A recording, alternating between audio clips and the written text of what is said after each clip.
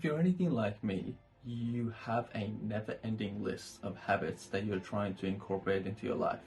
The 3 habits that I'm working on at the moment regarding my health are stretching, mindfulness, and exercise.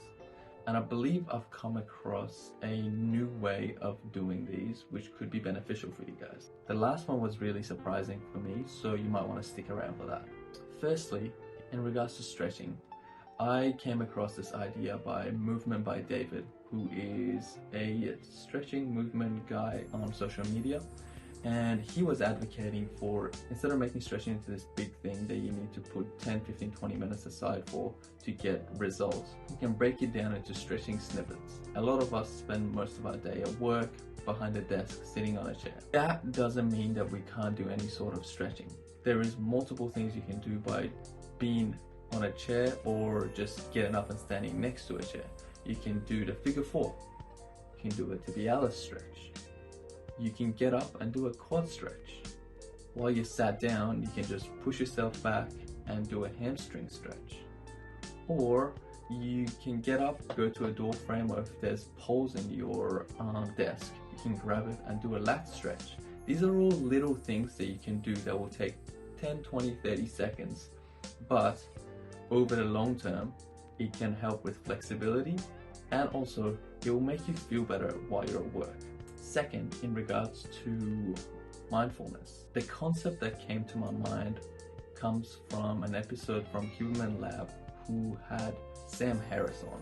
In regards to meditation, when we first start, most people need some sort of guidance through an app or attending a meeting, or mostly an app, let's be honest, and they get you to focus on breath, doing a body scan, or listening to specific noises and focusing on it.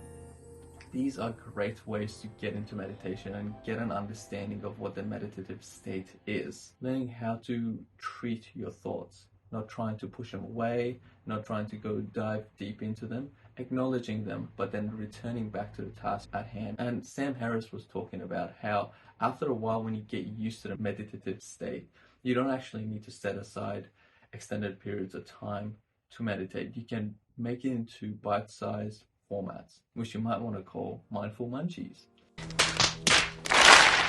What is mindful munchies? It's practically making day-to-day activities into some sort of meditation. For example, when you're walking somewhere, you can make your focus on the sensation of the bottom of your feet with every step. If you're taking a shower, you can focus on how the water feels when it's hitting your skin.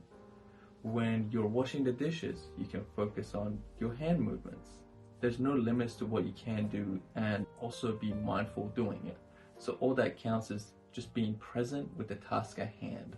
Third, and the most surprising one, was regarding to exercise. This idea also came from a Human Lab podcast. Thank you, Hubes. This episode was with Andy Galpin in regards to endurance, and they discussed this study or pair of studies that focused on young adults who live a sedentary lifestyle. So they recruited young adults that spend most of their day sat down, and they got them to partake in what they called exercise snacks. What constitutes exercise snacks? It was 20-second all-out exercise 3 times a day for 3 days a week for 6 weeks, and they got measurements before the study and after the study. One of the interventions was running up 3 flights of stairs, which was equivalent to 60 stairs, and the other one was doing 20 seconds all out on a stationary bicycle. And what they found is after the 6 weeks, they had modest but significant improvement in the VO2 max measurements of the participants that did the exercise. VO2 max is heavily correlated to all-cause mortality. The higher your VO2 max, the lower your chances of all-cause mortality.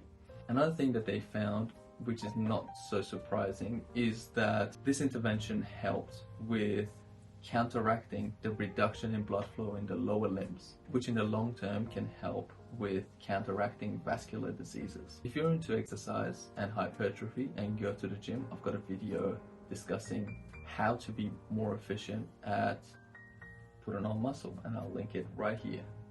So have a good day.